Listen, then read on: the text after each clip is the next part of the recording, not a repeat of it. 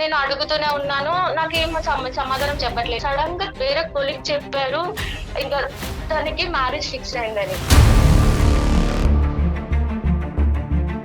అసలు ఏం చేయలేని నిస్సహాయ స్థితిలో ఉండిపోయాను.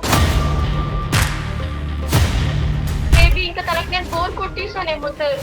ఇంకా మేబీ కొత్త అమ్మాయిని కోరుకున్నాడేమో. వాళ్ళు ఒత్తిడి పెట్టారు, వీళ్ళు ఒత్తిడి పెట్టారు కాబట్టి మన ప్రేమ ఎంత గొప్పదైనా కూడా ఈ రోజు ప్రేమను త్యాగం చేసి నేను పెళ్లి చేసేసుకుంటాననే వన్ వే ట్రాఫిక్ కుదరదమ్మా.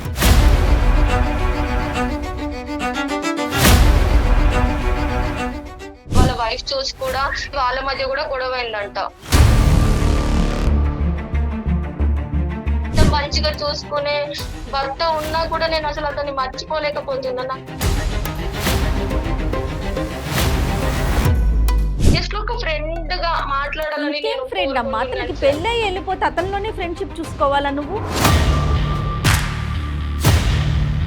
ఆ అబ్బాయి నన్ను మోసం చేశాడు అని అంటున్నావు.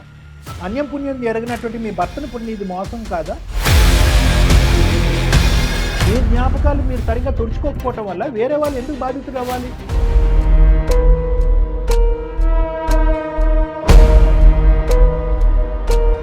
దీనికి కోచ్, గైడు, గురువు అన్నీ కూడా ఆ మహానుభావుడు. నాకు బ్రతకాలని లేదు సార్.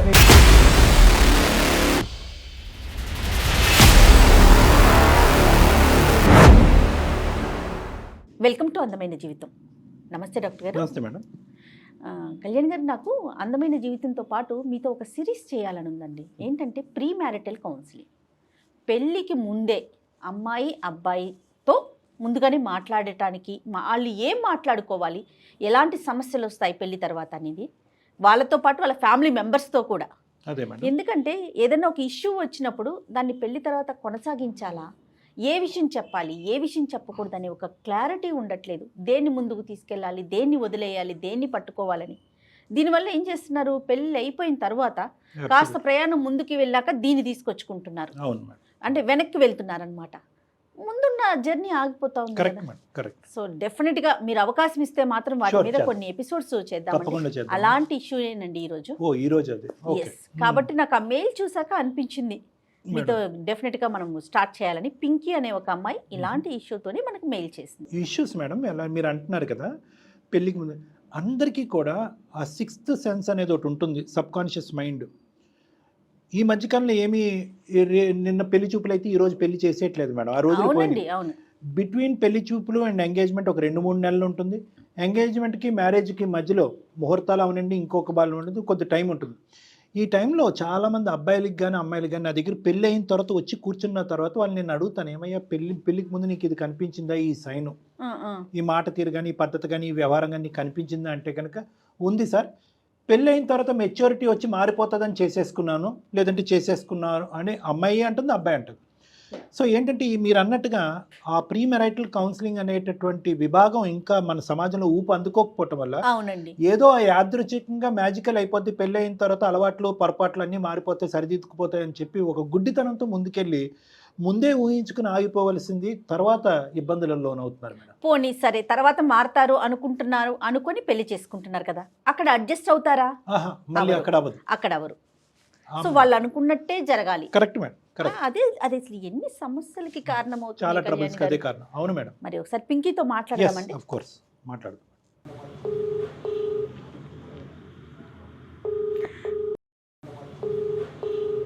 హలో, నమస్తే అండి పింకీ గారా?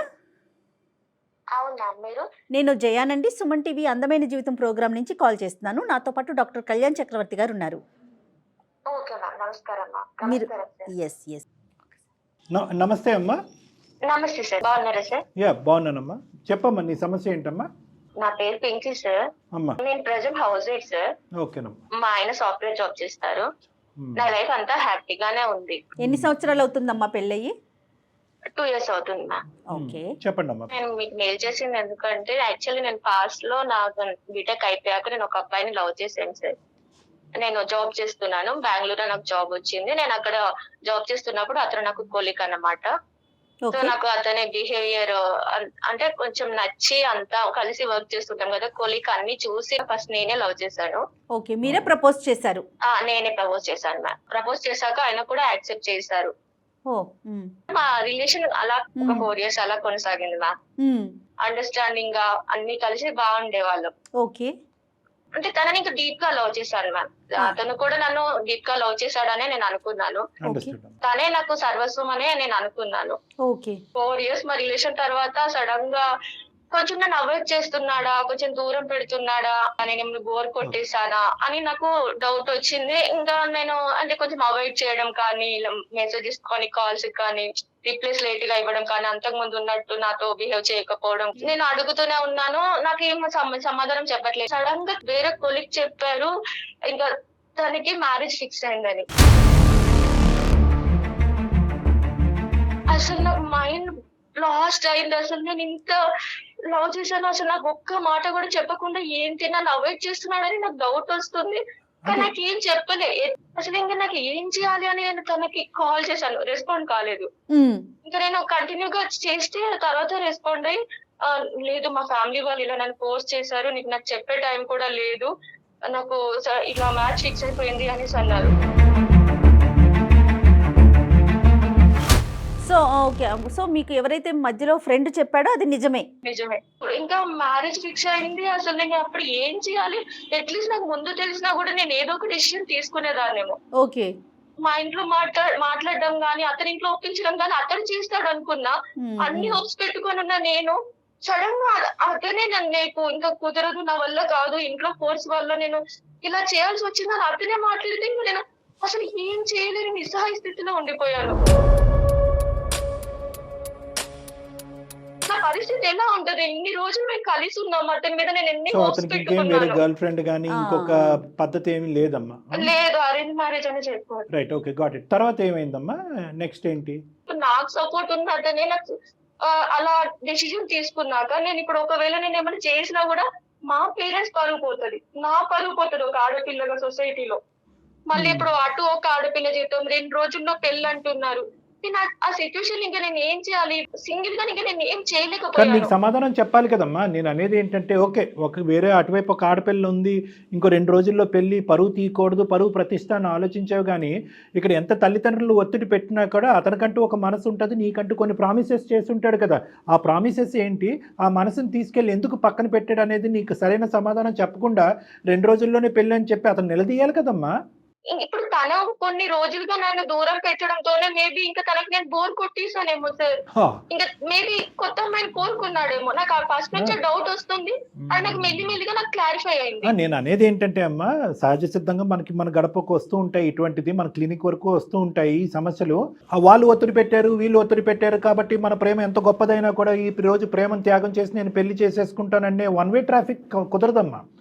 ప్రేమించుకున్నప్పుడు ఇద్దరు ప్రామిస్ చేసుకున్నారు, ఎంత దూరం అయినా కూడా ఫైట్ చేస్తామని నిర్ణయించుకున్నారు, ఇరువైపుల తల్లిదండ్రులు ఒప్పిస్తామని ఒప్పుకున్నారు. అవన్నీ పక్కన పెట్టేసి ఒకళ్ళు తగ్గిపోయి కాంప్రమైజ్ అయినప్పుడు అసలు ప్రేమ అనేటటువంటి దాంట్లో కూడా దిగద్దు. ఎందుకంటే ప్రేమ అంటే కనుక ప్రేమించుకున్నప్పుడు ఆ బలం ఉంటే కనుక పెళ్లి వరకు తీసుకెళ్లే ఆ స్థైర్యం ఉండాలి, ఆ పట్టుదల ఉండాలి, ఆ పోరాట పటం ఉండాలి. ఒకళ్ళు విడ్రా అయిపోతే అంటే నేను నీకని కాదమ్మా, జనరల్గా నేను చెప్తున్నాను. ఇక్కడ ఏంటంటే అంత నోట్లో వేలు పెడితే కొరకనటువంటి బ్యాచ్ ఏం కాదు మీ బాయ్ ఫ్రెండ్. అతను ఏంటంటే కనుక ప్రేమిద్దాం, ప్రేమలో కొంతకాలం కొనసాగిద్దాం, తల్లిదండ్రులు ఏమైనా థ్రెట్ చేసి బలవంతం పెడితే కనుక విడ్రా అయిపోదాం, ఈ అమ్మాయికి సింపుల్గా వెళ్ళి చెప్తావు, నువ్వు నా మనసులో ఎప్పటికీ ఉంటావు, కానీ మా తల్లిదండ్రులు ఏదైనా అయిపోతారనే భయంతో నేను అటువైపు పెళ్లి చేసుకున్నాననే ఈ కథ విని నేను 20 yearsలో అసలు నాకే అర్థం కావట్లేదమ్మా. సార్ ఇక ఫస్ట్ నుంచి నేనే లవ్ చేశాను కదా సార్, నేనే అతి ప్రేమ చూపించేదాన్ని. ఇంకా అది నాకు అలస అయిపోయిందో మరి, నేను ఇంకా ఇన్ని రోజులు కలిసి ఉండడం వల్ల మరి బోర్ కొట్టేశాను, అసలు ఇంకా డిప్రెషన్ లోకి వెళ్ళిపోయాను. అసలు ఇంకా నేను సూసైడ్ అటెంప్ట్ కూడా చేశాను. కానీ మా ఫ్రెండ్స్ ఇంకా లాస్ట్ మినిట్ లో నన్ను కాపాడారు, హాస్పిటల్లో జాయిన్ చేసేది సార్. ఇంకా నేను ఆ టైంలో నేను అసలు జాబ్ మీద కూడా కాన్సన్ట్రేట్ చేయలేకపోయాను, ఇంకున్న జాబ్ కూడా పోయింది. ఇదంతా జరిగి ఎంతకాలం అయిందమ్మా పింకీ? అంటే అతని పెళ్లి అవటం నువ్వు ఇదంతా 4 years అవుతుంది. 4 years అయింది. ఓకే, అబ్బాయిని ఎప్పుడైనా ఫోన్ చేసి అడిగావా, ఏరా బాబు ఇంత అన్యాయం చేశావు కదా, నీ వరకు నువ్వు సుఖంగానే ఉన్నావు అని అడిగావా? ఇంకా జరిగిన దానికి మనం ఏం చేయలేము, జస్ట్ ఫ్రెండ్స్ లాగా మాట్లాడుకుందామని చెప్పేసాడు సార్. అని కౌన్సిల్ చేసేసాడు. ఓకే, ఆ. రైట్. ఓకే, తర్వాత ఏమైందమ్మా నీ పరిస్థితి? ఇంకా నేను అక్కడ ఉండలేక నేను ఇంటికి వచ్చేసాను సార్. ఇంకా అయితే ఇంట్లో అమ్మ వాళ్ళు కూడా మ్యారేజ్ చేస్తాము అనేసి అంటే నాకు కొంచెం టైం కావాలని అడిగాను సార్. ఓకే, ఇంకా కొంచెం టైం ఇచ్చి చూడండి నేను చేసుకుంటాను అనేసి అంటే వాళ్ళు మ్యాచెస్ చూసారు సార్. ఓకే. ఇంకా ఒక మ్యాచ్ వచ్చింది, అబ్బాయి కూడా బాగున్నాడు, అతను సాఫ్ట్వేర్ జాబ్ చేస్తారు. ఎంత గ్యాప్ వచ్చిందమ్మా? అంటే నువ్వు తేరుకోవడానికి ఎంత టైం పట్టింది? అతను పెళ్లి చేసుకున్న మీ బాయ్ ఫ్రెండ్ పెళ్లి చేసుకున్న ఎంత కాలం తర్వాత మీరు పెళ్లి చేసుకున్నారు? 1.5 year తర్వాత నేను చేసుకున్నాను సార్. మంచివాడే అనిపించింది, జాబ్ ఉంది, నా పాస్ట్ ఇది, నేను ఇట్లా జాబ్ చేస్తున్నప్పుడు ఒక అబ్బాయిని లవ్ చేశాను అని నేను జెన్యూన్ గా చెప్పేసాను సార్. చెప్పేస్తే అతను కూడా అర్థం చేసుకొని ఓకే, ఇంకా ముందే నాకు జెన్యూన్ గా నీ పాస్ట్ ఏంటో చెప్పావు కదా, నీ జెన్యూనిటీ నాకు నచ్చింది అని అతను కూడా బాగా రిసీవ్ చేసుకున్నారు. ఓకే. అతను కూడా చాలా మంచివారు, నన్ను బాగా చూసుకుంటారు. Okay, very nice. నేను కూడా తర్వాత మళ్ళీ ఏం జాబ్ చేయలేదు, ఇంట్లో ఖాళీగానే ఉంటున్నా, హౌస్ వైఫ్ లానే. ఓకే, బాగుంది. తర్వాత అమ్మా? కానీ నేను అతన్ని అంత లవ్ చేయడం వల్ల ఏమో, నేను అతనే నా సర్వస్వం అని ఫీల్ అవ్వడం వల్ల ఏమో తెలియదు కానీ నాకు నా భర్త నన్ను ఎంత బాగా చూసుకుంటున్నా కూడా నేను తన జ్ఞాపకాలు నాకు వస్తూనే ఉన్నాయి సార్. అది నార్మల్ గా అయితే నేను అప్పుడప్పుడు నేను ఆయన చేస్తూనే ఉన్నాను, ఎప్పుడు కూడా నేను అతన్ని దూరం పెట్టలేకపోతున్నా. అసలు నా మెంటల్ స్టెబిలిటీ ఎలా ఉంది? కాదమ్మా, కాదు, అతనితో ఫోన్ లో మాట్లాడుతున్నా అంటే టచ్ లో ఉన్నావు నువ్వు ఇంకా కూడా? అంటే అప్పుడప్పుడు నీకు గుర్తొచ్చినప్పుడు చేస్తూనే ఉన్నాను మ్యామ్. అతను మాట్లాడుతున్నాడు, అప్పుడప్పుడు రెస్పాండ్ అవుతున్నాడు, అప్పుడప్పుడు రెస్పాండ్ కావట్లేదు. అమ్మ, నువ్వు ఇన్ని సమస్యల్లోకి వెళ్ళావు, నీ పక్కన భర్త ఉన్నా కూడా ప్రియుడు జ్ఞాపకాల నుంచి బయటకు రాలేకపోతున్నావు. అక్కడ కూడా సేమ్ సిచ్యువేషన్ అమ్మా, మీ బాయ్ ఫ్రెండ్ కూడా నీ జ్ఞాపకాల్లో నుంచి బయటకు రాకే ఈ పదే ఫోన్లో మాట్లాడుకోవటమా మీ ఇద్దరు? తను అప్పుడప్పుడు రెస్పాండ్ అవుతున్నాడు, అప్పుడు ఇంకా వాళ్ళ వైఫ్ చూసి కూడా ఎవరు తను పదే నీ కాల్స్ వస్తున్నాయి అనేసి వాళ్ళ మధ్య కూడా గొడవ అయిందంట. మరి వేసుకోండి ఒకరి కాపురాల్లో ఒకరు నిప్పులు. మంచిగా చూసుకునే భర్త ఉన్నా కూడా నేను అసలు అతన్ని మర్చిపోలేకపోతున్నాను. ఒక లవర్ గా, హస్బెండ్ గా అంటే కాదు సార్, జస్ట్ ఫ్రెండ్లీగా మాట్లాడాలని నేను కోరుకుంటున్నాను సార్. మీ హస్బెండ్ తెలుసమ్మా? మీ హస్బెండ్ తెలుసా మీరు ఇలా టచ్ లో ఉన్నారా అబ్బాయితో అని చెప్పి? లేదు సార్. ఉండదు. అసలే నేను ఇందాక ఏం భయపడ్డాను అంటే కనుక జెన్యూనిటీ అని చెప్పి ఎందుకు ఆడపిల్లలు ఆ గతం గురించి కాబోయే భర్తలకు చెప్తారు అనేటటువంటిది ఒక అంశం అమ్మ. డాక్టర్ గారు మీరు ఏం చెప్తారు అంటే కనుక నేనైతే వద్దని చెప్తాను. ఎందుకంటే కనుక రేపొద్దున తెలిసి వస్తే ఎలాగండి అని కూడా అడుగుతూ ఉంటారు. చూడండి అమ్మ, అన్లెస్ అండ్ అంటిల్ అంటే మీ స్టోరీ కాదులే అండి, మీ భర్త గారికి ఇంకా ఏం తెలియదు పాపం, వీలైనంత వరకు గతం అని చెప్పి వదిలేయమని చెప్తాను. లేదండి నేను ఇప్పటికీ కూడా అతను మర్చిపోలేకపోతున్నాను, అతనే మనసులో ఉన్నాను, నేను బలవంతంగా పెళ్లి చేసుకుంటున్నాను అంటే కనుక ఖచ్చితంగా కాబోయేటటువంటి భర్తకైతే చెప్పండి. ఎందుకంటే అప్పుడు అతను డిసైడ్ చేసుకుంటాడు మీతో కంటిన్యూ చేయాలా వద్దా అని చెప్పి. అలా కాకుండాని మీరు ముందస్తునే ఏదో ఉంది అనుకుంటే కనుక అన్లెస్ అండ్ అంటిల్ మీ అండర్స్టాండింగ్, బాండింగ్, మీ ఇద్దరి మధ్యన రిలేషన్షిప్, కాబోయేటటువంటి భర్త మీకు ఒక బాండ్ రిలేషన్షిప్ అనేది బాగా ఎస్టాబ్లిష్ అవుతేనే కానీ ఇలాంటి అంశాలు చాలామందికి అర్థం కావమ్మా. దాని పెడార్థాల కింద తీసుకుంటారు. ఏమో ఈ అమ్మాయి నువ్వు 10% చెప్పావు కాబట్టి ఎంత జెన్యున్గా చెప్తుంది అని అనుకునే భర్తల యొక్క శాతం తక్కువ మంది ఉంటుంది. చాలామంది ఏమనుకుంటారంటే 10% చెప్పిందేమో ఇంకా 100 ఉందేమో అని అనుకుంటారు. సో కాబట్టి వీలైనంత వరకు ఒక క్లోజ్డ్ ఇష్యూ, ఆ ఇష్యూకి ఇప్పటికి నీ జీవితానికి ఎటువంటి సంబంధం లేదు అంటే కనుక వీలైనంత వరకు చెప్పకపోవటం అనేది మంచిది. ఎనీవే నువ్వు చెప్పావు, కానీ ఇక్కడున్న నువ్వు చెప్పే దాంట్లో విచిత్రం ఏంటంటే అసలు మీ హస్బెండ్ ఎంత మంచివాడా అని అనిపిస్తుంది. తనని నేను మోసం చేయాలని ఏం లేదు సార్, జస్ట్ కాకపోతే ఇన్ని రోజులు తనతో ఉన్నాను, తనని అంత లవ్ చేశాను కదా, జస్ట్ ఒక ఫ్రెండ్ గా మాట్లాడాలని. ఫ్రెండ్ అమ్మా, అతనికి పెళ్ళి అయ్యి వెళ్ళిపోతే అతనిలోనే ఫ్రెండ్షిప్ చూసుకోవాలా నువ్వు? ఏమన్నా అర్థం ఉందా తల్లి పింకి? మేడం నేను మర్చిపోలేకపోతున్నాను అసలు ఇది రీజన్. అప్పుడు పెళ్ళెందుకు చేసుకున్నావు? తప్పు కదా అది. నా మాట తప్పుగా అనుకోద్దు అమ్మా, తెలియట్లేదు. నీకు తెలియదు కాబట్టి మాకు ఈమెయిల్ పెట్టి ఒక 2 నిమిషాలు విను. మీ బాయ్ ఫ్రెండ్ ప్రేమించేసి మా తల్లిదండ్రులు ఒత్తిడి పెట్టారని చెప్పి నిన్ను నడి సముద్రంలో వదిలేసి పెళ్లి చేసుకున్నాడు. అతను హ్యాపీగానే ఉన్నాడు. ఓకే, నువ్వు ఫోన్ చేయటం వల్ల వాళ్ళిద్దరు భార్యాభర్తల మధ్యన గొడవ జరగటం అనేటటువంటిది అదేమి అతనికి ప్రేమ ఎక్కువయ్యి గొడవ ఏమి అవ్వలేదు, నీ మీద ప్రేమ ఎక్కువయ్యి గొడవ అవ్వలేదు.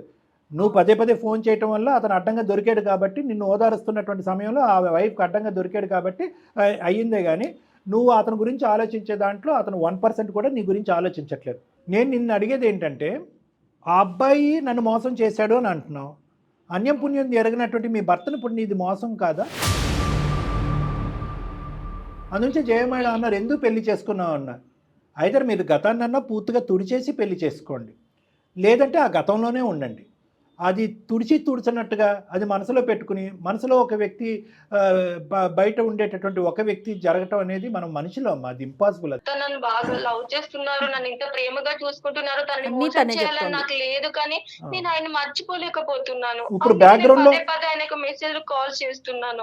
నువ్వు బ్యాక్గ్రౌండ్లో ఈ విధంగా అతనితో మాట్లాడుతున్నానంటే అప్పుడు చూడు మీ భర్త ఎటువంటి ప్రేమను చూపెడతాడో, ఏమి ఇస్తాడో. ఇది అసలైనటువంటి మోసం. అతనేమనుకుంటున్నాడంటే, అబ్బా నా వైఫ్ ఎంత జెన్యూనో, పెళ్లికి ముందే అన్ని వివరాలు నాకు చెప్పేసింది అంటే కనుక నేను కళ్ళు మూసుకుని ట్రస్ట్ అనేటటువంటి పడవ మీద హ్యాపీగా నేను ప్రయాణం చేసేయచ్చు అని చెప్పి అతను గుండెల మీద చేయేసి పడుకుంటే, మీరేమొచ్చి వెనకాతల నుంచి గుంతలు తవ్వుతున్నారు. అంటే మీరేదో తప్పు చేస్తున్నారని నేను అన్నమ్మా, కానీ జ్ఞాపకాలు అనేవి కూడా ఒక తప్పే. ఎలా సార్ నేను తుడుచుకోలేకపోతున్నానంటే, తుడుచుకునేంతవరకు వెయిట్ చేయండి. మీ జ్ఞాపకాలు మీరు సరిగ్గా తుడుచుకోకపోవటం వల్ల వేరే వాళ్ళు ఎందుకు బాధితుడు అవ్వాలి? అతను ఎందుకు బాధితుడు అవ్వాలి? కంట్రోల్ చేసుకోలేకపోతున్నాను సార్. పదే పదే నేనే కాల్ చేస్తున్నా, మెసేజెస్ చేస్తున్నా. అసలు నేను ఏం చేయాలో నాకు అర్థం కావట్లేదు. అతను అవాయిడ్ చేస్తున్నాడు. ఇంత ప్రేమించే భర్తను నేను మోసం చేస్తున్నా అని నన్ను నేను క్వశ్చన్ చేసుకుంటున్నా. ఇప్పటికీ కూడా ఏమీ మించిపోలేదు. నీ భర్తకు కూడా ఇప్పటికొచ్చి ఏ అంశం తెలియదు. అప్పుడు గుట్టేదో తెలిసింది కానీ అసలైన గుట్టు పాపం అతనికి తెలీదు. అతను అలాగే ఉండి ఇప్పుడు అతనికి చెప్పవలసినటువంటి, ఇప్పుడు నేను నిజాలు చెప్పేస్తాను, నా మనసులో అతనే ఉన్నాడు అంటే కనుక మొత్తానికి నీ కాపురంలో నిప్పులు పోసుకున్న దాని అవుతావు. అది కూడా వద్దు. నాకు నీ సైడ్ నుంచి పూర్తి స్థాయి యుద్ధ ప్రాతిపదికన ఒక రియలైజేషన్ రావాలి. ఆ జ్ఞాపకాలు అనేది తీసేయాలి. ఆ తీసేదానికి నువ్వేమైనా ప్రయత్నం చేసుకుంటే రెడీ, లేదంటే నన్ను ఏమైనా హెల్ప్ చేయమంటే నేను కూడా దానికి హెల్ప్ చేస్తాను. ఖచ్చితంగా సార్, నేను దానికోసమే మీకు మెయిల్ చేశాను. అసలు నన్ను నమ్మిన వ్యక్తిని నేను మోసం చేస్తున్నా, తనకి నేను అన్యాయం చేస్తున్నా. ఎవరో నన్ను వద్దనుకున్న వల్ల నేను కావాలనుకుంటున్నా. అసలు నాకు బ్రతకాలని లేదు సార్. నో అమ్మ, వినమ్మా విను. నువ్వు బ్రతకటానికి చాలా కారణాలు ఉన్నాయమ్మా నీ జీవితంలో. నేను సూసైడ్ అనే మాట అన్ను అంటే కనుక నిన్ను ఈజీగా ఈ పరిస్థితుల్లోంచి గట్టెక్కిస్తానమ్మా నేను. ఇప్పుడు ఈ పరిస్థితి వరకు నువ్వు తెచ్చుకున్నావు. దీనికి కోచు, గైడు, గురువు అన్నీ కూడా ఆ మహానుభావుడు. ఏమీ ఎరగనట్టు సింపుల్గా నిన్ను ఇలా చేతులు దులుపుకున్నాడు, వేరే అమ్మాయిని పెళ్లి చేసుకున్నాడు. ఆ అమ్మాయికి మీ ఇద్దరు కథ తెలిసి వచ్చేటప్పటికి నీ అంత జెన్యున్గా నీ స్టోరీ అక్కడ చెప్పలేదు అతను. అది పైపెచ్చి ఏంటంటే ఇలా అడ్డంగా దొరికినప్పుడు నువ్వు ఫోన్ చేసినప్పుడు మీ తప్పేం లేదు, కానీ ఫోన్ చేసినప్పుడు దొరికినప్పుడు అక్కడ సముదాయించేశాడు. ఇంకా నీ వల్ల మా భార్యాభర్తల మధ్యన గొడవ అవుతున్నాయి, ఇప్పుడు కొత్త ఇష్యూస్ నాకు కదని చెప్పి చాలా ప్రాక్టికల్గా, చాలా కన్నింగ్గా, చాలా ఏంటో అనేది నాకు తెలియదు, కానీ అతని జీవితం అతను చూసుకున్నాడు స్వార్థం. అవును సార్, అతని లైఫ్ బానే ఉన్నారు. బాగానే ఉంటాం కాదు, నీకు గైడు గురువు అనే మాట నేను అన్నాను. ఎందుకు అన్నాను అంటే కనుక అతనిలో ఒక ప్రాక్టికాలిటీ ఉంది. ఓకే, అప్పుడు మోసం చేశాడు, నువ్వు వెళ్ళి ఆ ఆడపిల్ల జీవితం చెడిపోద్దాను 10 మందికి నేను సమాధానం చెప్పుకోవాలని నువ్వు ప్రశ్నించి ఆ పెళ్ళేమీ ఆపలేదు. ఆ తంతు అనేది అలా జరిగిపోయింది. అతను హ్యాపీగా సెటిల్ అయిపోయాడు, లైఫ్ పాస్ట్ అంతా కూడా తుడిచేశాడు. ఈరోజు అతను మోసగాడైనా కూడా అతని దగ్గర ప్రజెంట్ హ్యాపీగా ఉన్నాడు. భార్యకి అన్యాయం చేయట్లేదు, భార్య కుటుంబానికి అతని తల్లిదండ్రులకి అన్యాయం చేయట్లేదు, ఉద్యోగం సద్యోగం చేసుకుంటున్నాడు, ఒకలో 2 పిల్లలు ఈ పాటికే కనుంటాడు. నువ్వేం చేస్తున్నావు అమ్మా? నిజంగా ప్రేమించినటువంటి భర్త ఉండటం వల్ల నువ్వు ఇలాగన్నా మాకు ఫోన్ చేసి మాట్లాడావు. ఇతనిలో ఏదన్నా ఒక క్వశ్చనింగ్ కానీ, అనుమానం కానీ, బాధ్యత లేకపోయినటువంటి తత్వం నీ భర్తలో చూపెట్టుంటే కనుక నీ ఆలోచనలు ఇంకా ఎంత పరుగులు తీసుండేవో. ఒకే ఒక పాయింట్ గుర్తుపెట్టుకో అమ్మా, నీలాంటి ఆడపిల్లలు ఎక్కడైనా కూడా ప్రేమించినటువంటి ఒక వ్యక్తి ప్రశ్నించవలసినటువంటి సమయంలో ప్రశ్నించకుండా, ఆపవలసిన సమయంలో ఆపకుండా, నిలదీయవలసినటువంటి పరిస్థితుల్లో నిలదీయకుండా పెళ్ళి జరిగితే కనుక ఆ చాప్టర్ అక్కడికి మూసేయాలి. ఎందుకు అంటే కనుక మీ ప్రేమ అనేటటువంటిది 4 జీవితాలను కాపాడాలే కానీ 4 జీవితాలని హింస పెట్టకూడదు. వాస్తవానికి ఇదే పరిస్థితి నువ్వు మాకు ఈమెయిల్ పెట్టావు. ఇదే పరిస్థితి మీ భర్తకు తెలుసుంటే కనుక మాకు ఈమెయిల్ పెట్టవలసినటువంటి అవసరం కూడా లేదు. ఇష్యూ అక్కడే తేలిపోయి ఉండేది. కొట్టే తెచ్చి అక్కడ తేలిపోయి ఉండేది. ఏమంటాడు, గెట్ లాస్ట్, నువ్వు అప్పుడు చెప్పింది 1% అనమాట, ఇంకా 99% నీ లోపల స్టోరీ ఉందన్నమాట, ఆ కథ ఇప్పటికీ నడుస్తుంది అనమాట, నువ్వు నన్ను చీట్ చేస్తున్నావు, గెట్అవుట్ అంటే కనుక 2 నిమిషాల్లో అతనికి డైవర్స్ వస్తుంది. మోసం చేసినటువంటి నీ బాయ్ ఫ్రెండ్, నేను మోసమే అంటాను, మోసం చేసి నీ ప్రేమను నీకు కాకుండా చేసినటువంటి నీ బాయ్ ఫ్రెండ్ ఎవరైతే ఉన్నారో అతను జరిగిపోయినటువంటి అంశాన్ని వెనక్కి పెట్టేసి ముందు కదలటం మొదలుపెట్టాడు. ఎందుకు? ఎంతో కొంత నీతో ప్రేమించినప్పుడు అతని ప్రేమలో కూడా ఒక నిజాయితీ ఉందిగా. మరి వాస్తవానికి అతను కూడా నిన్ను మర్చిపోకుండా కళ్ళు మూసుకొని పింకీ పింకీ పింకీ అని తలుచుకోవాలిగా. అలా తలుచుకోవట్లేదు అంటే దాని అర్థం ఏంటంటే కనుక అతను కొద్దిగా ఈ లవ్ అనే ఇమోషన్ నుంచి ప్రాక్టికాలిటీలోకి వచ్చాడు. ఇప్పుడు ఆ ప్రేమను స్మరించుకుంటూ ఆ ప్రేమను ఊహించుకుంటూ అటువైపు భార్యను ఇబ్బంది పెట్టి పుట్టినటువంటి బిడ్డను ఇబ్బంది పెట్టి ఇటువైపు నిన్ను ఇబ్బంది పెట్టి ఏదో ఒక సమయం సందర్భంలో మీ భర్త పక్కన ఉన్నప్పుడు నీకు ఐ కాంట్ ఫర్గెట్ యూ అని నీకు ఒక మెసేజ్ పంపిస్తే నీ కాపురం చెడగొట్టినాడు అవ్వకుండా అతని పనేదో అతను చూసుకుంటున్నాడు, నీ పనేదో నేను చూసుకోమంటున్నాడు. అతని దగ్గర నుంచి నువ్వు నేర్చుకో. డాక్టర్ కళ్యాణ్ చక్రవర్తి నీకు కౌన్సిలింగ్ ఇవ్వక్కర్లేదు, జయ మేడం నీకు నీతి మాటలు చెప్పక్కర్లేదు. అక్కడే ఉంది example. Learn to move on, live practically. నీకు ఉండలేకపోతున్నావు అంటే నువ్వు రిటైర్మెంట్ తీసుకున్నావు. నువ్వు నీకు ఉండేటటువంటి ఆశయ సాధన గురించి కానీ నీ గమ్యాల వైపు పయనం చేయటం అనేది అయిపోయి ఈ ప్రేమతోనే ఫుల్ స్టాప్ కామా పెట్టేసి ఆ మనిషి గురించే భజన చేస్తున్నావు. ప్రేమ అనేటటువంటిది జీవితంలో ఒక అంశం మాత్రమే. ప్రేమించినటువంటి అబ్బాయిని పెళ్లి చేసుకోవాలని అనుకోవటం ఒక అంశం మాత్రమే, అదే జీవితం కాదు. ఒకప్పుడు ఏదన్నా ఒక అంశం వల్ల ఒక సందర్భంలో అది బెడిసికొడితే కనుక learn to move on for other reasons. కారణాలు ఉన్నాయి మీ జీవితంలో ముందుకెళ్ళటానికి. కాదు డాక్టర్ గారు, అదర్ రీజన్ అని కానీ మళ్ళీ ఇంకొక పెళ్లి చేసుకోవడం కాదు తల్లి, నీ కెరియర్ ని కొనసాగించు, చదువును కొనసాగించు, మీ అమ్మ నాన్నని సుఖపెట్టు, వాళ్ళ ఆశయాలు. ఇప్పుడు ఇదే అంశం మీ పేరెంట్స్కి తెలిసినా మీ భర్తకు తెలిసినా ఎటువంటి పరిస్థితి వస్తుంది, ఆ పరిస్థితిని రాకముందే ఊహించుకుని నిన్ను సముదాయించుకో, నిన్ను సెల్ఫ్ కౌన్సిల్ చేసుకో, వేరే వాటి వైపు నీ మైండ్ డైవర్ట్ చేసుకో, హాబీస్లోకి వెళ్ళు, వేరే ఇంట్రెస్ట్లోకి వెళ్ళు. ఎవరైనా కానీ నీకు ఒక నమ్మకమైనటువంటి ఫ్రెండ్ ఉంటే కనుక వాళ్ళతో మాట్లాడు. ఇదే ఆలోచన పదే వచ్చి నన్ను తినేస్తుంది, మొగుడు ఒక పక్కన ఉంటే కనుక ప్రియుడు గురించి నేను తెలియకుండానే ఆలోచిస్తున్నాను, నా మైండ్ అక్కడి వరకు వెళ్ళిపోతుంది ఏమన్నాడంటే కనుక వాళ్ళని నీకు కౌన్సిల్ చేస్తారు. ముందు అర్జెంటుగా ఎక్కడైనా ఒక జాబ్కి జాయిన్ అవ్వు, ఇంకా అర్జెంటుగా వెరీ అర్జెంటుగా డాక్టర్ కళ్యాణ్ చక్రవర్తి గారిని కలువు. ఏం డాక్టర్ గారు? అంతే మేడం, మీరు చెప్పింది ఏంటంటే మేడం, ఇప్పుడు డిప్రెషన్ అంటే కనుక చాలామంది తప్పుగా అనుకుంటారు, కానీ నీలాంటి పరిస్థితుల్లో ఉన్న వాళ్ళకి వచ్చేటటువంటి ఒక దురదృష్టకరమైన మానసిక పరిస్థితి ఏంటంటే అది డిప్రెషన్. ఆ డిప్రెషన్ అనేది ఒక ఇమోషన్, దాంట్లో లాజిక్ ఉండదు. ఎప్పుడు కూడా అది అలా మబ్బులా కమ్మేస్తూ ఉంటుంది, ఒకే ఆలోచన చుట్టూ పదే తిరుగుతూ ఉంటుంది. ఆ ఆలోచన తీసేద్దామన్నా తీయలేం. ఒక పక్క నుంచి జీవితం అన్యాయం అయిపోతుంది, అటువైపు వాళ్ళు అన్యాయం అయిపోతున్నారన్న ఆలోచన తీయలేం. నిద్రపోనివ్వదు, తిండి తినేవద్దు, వేరే పనులు చేసుకునేవద్దు, వేరే వాటి మీద దృష్టి పెట్టనివ్వదు, ఎప్పుడు మనసు భారంగా ఉంటుంది. ఇటువంటి పరిస్థితుల్లో ఏంటంటే నీలాంటి ఆడపిల్లలు మా వరకు ఫోన్ చేశారు, కానీ చాలామంది ఆడపిల్లలు వేరే తప్పటడుగులు వేస్తూ ఉంటారు. ఐదర్ ఇంట్లోంచి పారిపోవటం కానీ, చనిపోవటం కానీ, ఆ పాత ప్రియుడితో ఇంట్లోంచి వెళ్ళిపోవటం కానీ, ఇలాంటి రకరకాల పిచ్చి పనులు చేస్తూ ఉంటారు. ఇవన్నీ డిప్రెషన్. సో నేను మేడం నా దగ్గరికి ఎందుకు రమ్మంటున్నారంటే మీ మనసులో ఉండేటటువంటి ఆలోచనలు ఏ పద్ధతిలో తీసేయాలనే కౌన్సిలింగ్ చేయగలిగే కెపాసిటీ నాకు ఉంది. బి, ఒకప్పుడు మానసికంగా మీరు డిప్రెషన్లో ఉంటే కనుక ఆ డిప్రెషన్ క్లియర్ చేస్తే కనుక మీరు హ్యాపీ, మీ భర్త హ్యాపీ, అతను ఎవరైతే ఉన్నాడో అతని జీవితం అతను చూసుకుంటాడు. ఓకేనా పింకీ? అన్నీ నీకు తెలుసు కానీ నువ్వు అమలు చేయలేకపోతున్నావు. చాలా అర్జెంటుగా నా కాల్ కట్ అయిన వెంటనే నువ్వు ఒక్కసారి డాక్టర్ గారితో మాట్లాడదు కానీ ఆయన టైం ఇచ్చిన వెంటనే కలుద్దు కానీ, right? Okay Pinky, all the best నానా, God bless you, take care, by.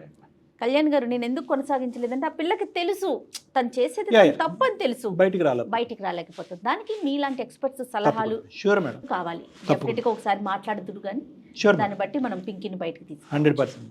నమస్తే. Thank you Jagan.